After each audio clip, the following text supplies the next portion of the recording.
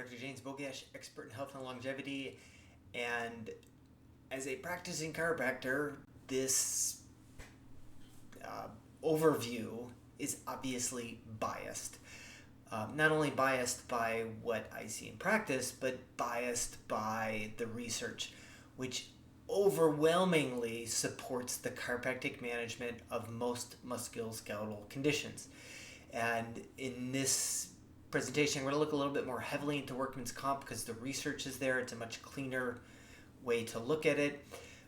But it's unfortunate because most of the work, at least here in Arizona, most of the workman's comp injuries do not go down the chiropractic pathway, and I will show you that that is a very bad option to take, and yet it's one that we that's just the natural progression here in Arizona. But I just wanted to say that I'm clearly biased when it comes to this kind of stuff. So I'm going to go over some of the research in here. References available upon request. I'm going to kind of give the titles of some of the journals, but not the actual journal references. And part of this is there's a summary that came out recently, and that's what kind of brought this to mind. But also I hear it all the time in social media about chiropractic care like there's no evidence. And wow, that couldn't be further from the truth because there's a boatload of evidence, and pretty much every time they ask the question, chiropractic care is more effective or definitely more cost effective and better management. The issue, when people say this in social media, like they're very confident that they're correct, which makes me think that they're not looking at the research at all. They're just going by what somebody else said, because if you look at the research, it becomes that's a very hard position to maintain. Literally thousands of studies looking at chiropractic management of cases. Now, the important thing to consider is don't mistake chiropractic manipulation as a tool for chiropractic management of a condition, and that's where things fail. Sometimes if you look at chiropractic manipulation or manipulation in general, the data may be about equivalent, maybe not as strong as we'd like to think, but when you look at management of a condition, chiropractors absolutely rock. Anytime there's been a study looking at that, the data is very supportive of chiropractic care as management of musculoskeletal injuries. And manipulation just happens to be one single tool. I know in our office we use soft tissue work in addition to adjusting, education about how to avoid injuries, how to manage things, home exercises, monitoring sleeping positions, underlying inflammatory condition or diet that may contribute to inflammation, getting people back moving again, how to get them back moving again. All of these things encompasses a typical visit in a chiropractic office. That's about chiropractic management, not about just manipulation as a tool. In our office, manipulation is probably literally about 5 to 10% of what we do for a given condition. And the rest of it is where the value lies. So when we look at management of cases where a lot of things start to fall, is we look at early advanced imaging. And it is very clear that ordering MRIs before they're clinically indicated, barring any red flags, early MRIs is a risky procedure that does not lead to better outcomes. So inappropriate imaging is excessive in healthcare. Patients, they come in with low back pain, next thing you know they have an MRI, and the general recommendations are they wait 6 weeks before an MRI in a non-complicated low back pain case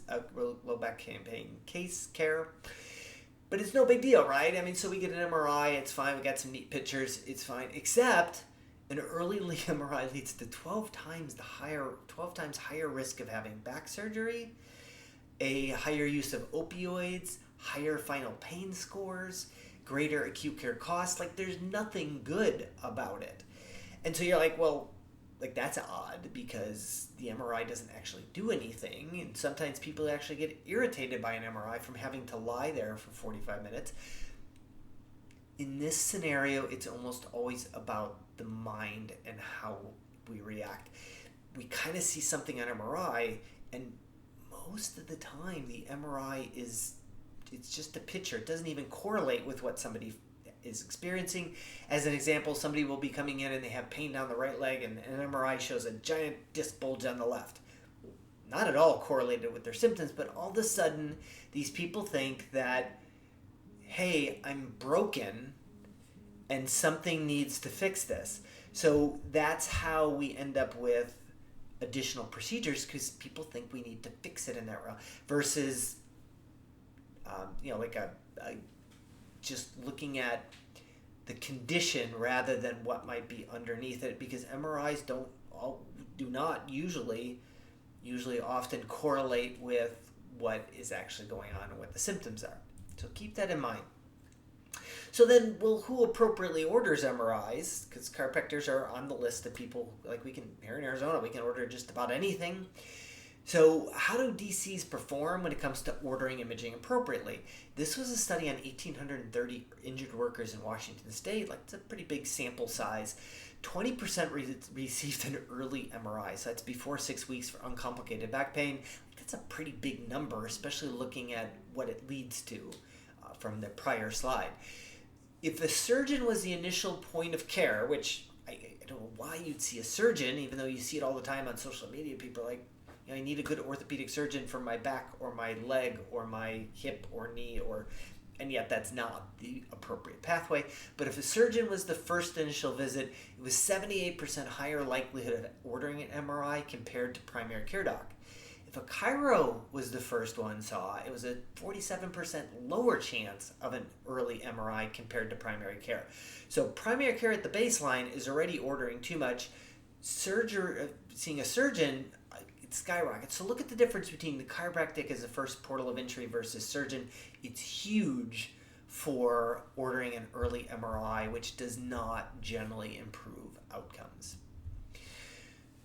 So the biggest thing with chiropractic care is that the management of that case is different. We have a different outlook. I was part of an advisory panel for United Healthcare, or Optum, a subsidiary, for quite a few years, and I saw the numbers of how cases were managed. And as a chiropractor, generally about 70% of the cases stay in-house. If you look at something like PT, it's more like 6 or 7%. Those were Arizona numbers. So the idea is that chiropractors are very competent in managing these cases and referring out when needed. And that starts playing a big role in outcomes. So this was a study looking at Journal of Environmental Medicine, but 15,000 cases of low back pain. I'm going to cover this study in a little bit more detail because it has some really important points. They looked at 11 guidelines that fall under evidence-based care for low back pain, and they identified 5 patterns within there. There was the information and advice, 59%. So the largest chunk just got a booklet, and here, go on your way, you'll be fine, except until they're not. The complex management is a fragmented care plan. This is where you have too many cooks in the kitchen. It almost never works out for the patient, and I'll show you that in just a moment. This comes from having a quarterback that isn't really a good quarterback. They're throwing the ball everywhere in the hopes that something will be effective or somebody will catch the pass. 2%, luckily it was a smaller number, but this drives cost for the entire system. Chiropractic, 11% of people, that number should be close in on 100%. It's not. And this is one of the reasons why incorporating chiropractic care on the front end can save healthcare systems massive amounts of money. PT was 11%, about equal, but we're going to see how poorly managed those were in just a minute. And then the dabblers, where the patient is the quarterback and they're kind of seeing who they want to see, but it's not necessarily driving improved care. So in this study, early MRI led to prolonged disability, higher costs, more surgery with no benefit on disability. I've already mentioned that it's not a good thing, and this study just reaffirmed that. Chiropractic care, the small 11% had decreased disability recurrence over non-chiropractic physicians and PTs. So they were managing those cases better, and they were less likely to have additional episodes. The shorter duration of chiropractic, so basically people who had, they saw a chiropractor and they did well, And so they were released from care, because sometimes somebody's set up for a course of care and they get better faster than anticipated. Like, they should be released from care. It doesn't make sense to continue with care when somebody's already past the point of recovery. And chiropractors can make that decision. A lot of times if somebody's at a PT, they're going to finish that course of care and then go back to the primary care doctor for evaluation. That shorter chiropractic duration led to shorter disability duration. In other words, everything went well, the patient got better faster than expected, and the outcomes were better. Certainly opioids, I think we've woken up a little bit to just how inappropriate and ineffective these are. This study just confirms that. More frequent and stronger opioid doses led to longer claim durations. There wasn't anything good about it. For catastrophic claims, those claims that were over $100,000 in costs, if opioids were involved, the risk of having a catastrophic claim went up tenfold. That's huge, just because of the involvement in opioids. And chiropractic care is the antithesis to opioids. We can't prescribe them. Its use, chiropractic care has shown, again, in pretty much every study asking the question, chiropractic care leads to lower opioid use, not only in this case, but a durable, up to a decade later, those people are using less opioids. So it certainly makes sense to have that early on, chiropractic care early in the case. So in these 15,000 workers, or however many were in there, cases of low back, care that was consistent with 10 of 11 guidelines, which is pretty good. I mean, it should be 11 out of 11, but led to lower costs. That certainly makes sense. Complex management was the worst in regards to imaging, surgery, meds, costs. That was the 2%. It is too many cooks in the kitchen. It does not lead to good outcomes. Everything that they look at is bad in that scenario. The complex management also had the highest rates of prescriptions for 4 of the 7 drug classes: opioids, other pain medications, for psychological, so SSRIs, SNRIs, tricyclics, and anxiolytics, sedatives, hypnotics, those things to calm people down, think Valium and Prozac and all of those things. So complex management, too many cooks in the kitchen, more prescriptions, no better outcomes. PT had the highest use of anti-inflammatory drugs, muscle relaxants, and oral steroids. Again, these things don't improve outcomes, but they're being used more when PTs are part of the care pathway. Chiropractic, most in line with the guidelines, so to say that we're not in, we're one of the few ones actually following the evidence. And lower total costs, lower prescription rates, and all 7 classes of drugs, exactly what you'd expect from somebody seeing a chiropractor. And again, we just saw that in line. The other thing that was interesting is previous treatment influenced future choices with an additional injury.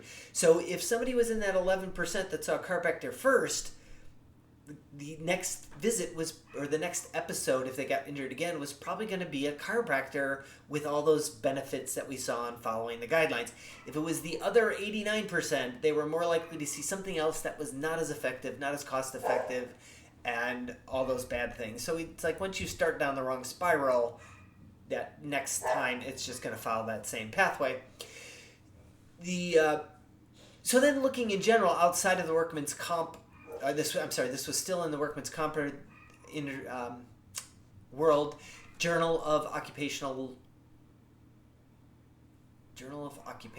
Recovery Medicine. I can't remember what the R stands for, but the type of provider seen first for back pain determines the duration of financial compensation after 5 months. So in other words, who did they see and how did cost play out over the next couple of months?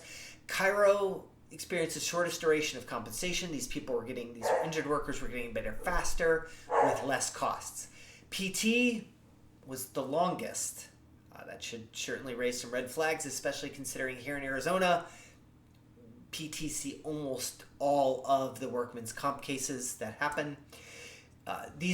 the author conclusion was that these differences raise concerns regarding the use of PTs as gatekeepers for the workmen's compensation system, and yet in many cases, I don't know how it is in other states, but here in Arizona, that is the pathway. That's exactly what's happening. And these authors suggest that that is the worst possible scenario. And when we look back at other studies, that just is confirmed by those other studies. Other things, look at return to work after disc injury, which is not uncommon in the workplace. And this was in the journal Spine. They looked at 239 patients with a diagnosis of disc herniation. This was out of Denmark. 42% of those patients didn't return to work or had poor work outcomes, so work restrictions or anything. Like, that's a huge number of people with disc injuries.